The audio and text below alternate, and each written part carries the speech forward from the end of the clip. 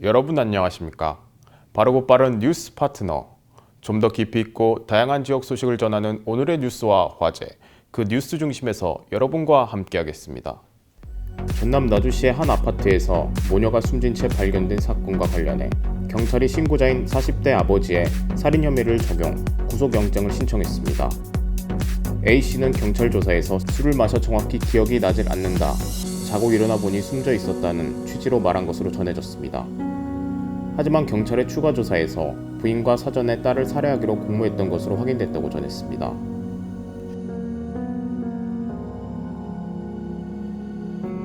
김영록 전남도지사는 사회적 거리두기 개편안을 14일부터 7월 4일까지 3주간 연장하고 사적 모임은 6명에서 8명까지 허용키로 했다고 밝혔습니다.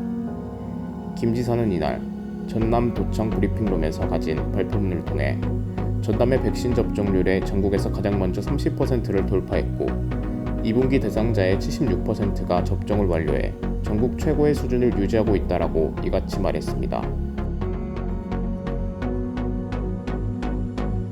전라남도가 올해 저출생 대응 시책의 하나로 전남형 난임부부 시술비 지원 사업을 신설해 양방 시술비를 확대 지원하고 있다고 밝혔습니다. 전남형 난임부부 시술비 지원 사업은 체외수정, 인공수정, 시술비를 회당 20만원에서 150만원 연 2회 지원하는 방식으로 추진됩니다. 기존 정부 사업을 통해 지원받지 못했던 기준 중위소득 180% 초과자도 지원을 받을 수 있어 난임 부부가 만족도가 높은 것으로 알려졌습니다. 전남 화순군이 중국 천진방송 능주초교 출신 중국 3대 음악가 정율성 선생을 기리는 다큐멘터리를 화순에서 제작하고 있다고 밝혔습니다. 능주는 정율성 선생이 중국의 인민해방가를 작곡하는 등 3대 음악가로 성장하는 데 영향을 미친 곳입니다. 구춘권 화순군수는 능주초교에서 진행된 천진방송국 다큐멘터리 인터뷰에서 화순과 정율석 선생의 인연, 유적지와 기념관 건립 등을 소개했습니다.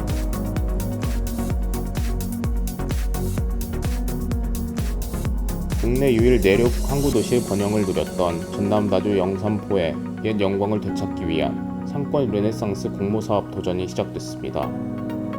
이 사업은 쇠퇴한 상권을 활성화 구역으로 지정하고 지원에 특색 있는 상권을 조성하는 것이 핵심입니다.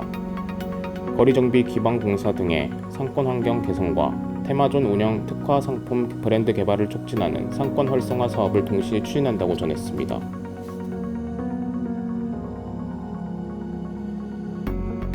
17명의 사상자를 낸 광주 철거 건물 붕괴 사고 발생 닷새인 13일 광주시가 안전조치 미흡 시 공사 중단 등 강경 대응에 나서기로 했습니다.